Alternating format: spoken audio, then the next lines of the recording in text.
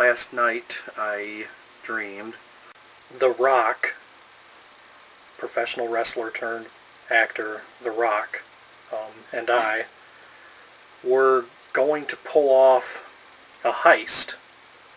Not at gunpoint. This was going to be some form of hacking. We were going to break into a building.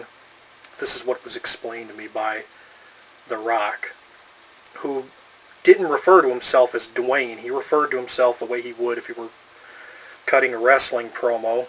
I mean, he sat me down. He's like, "Let me explain to you what The Rock plans on doing," and we were going to break in to this office building that was located in California, and we were going to hack into some account and transfer an outrageous amount of money to two bank accounts that The Rock had already set up for us under new identities. The Rock had taken care of everything in advance. The Rock was incredibly talented in this dream, and I don't even know why he needed me to tag along for this whole venture, but he did.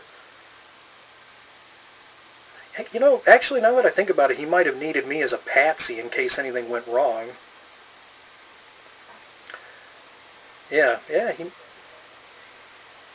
may have. But he explained to me what we were going to do. We suited up. We looked like members of a SWAT team, and we boarded a Concorde jet, and The Rock piloted it from wherever we were originally, I don't remember where, all the way out to California. Like I said, The Rock was very talented in this dream. He could fly the Concorde. He was a hacker.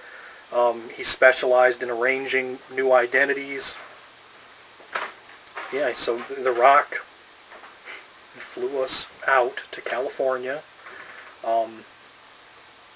We got off on some secret airfield and proceeded to this office building.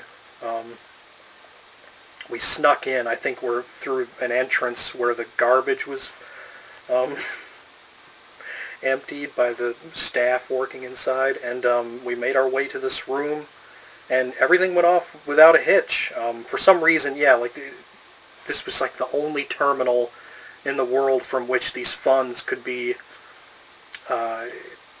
transferred, and The Rock picked the lock of the door that this computer terminal was in, hacked into the system, transferred the money, first his and then my percentage of this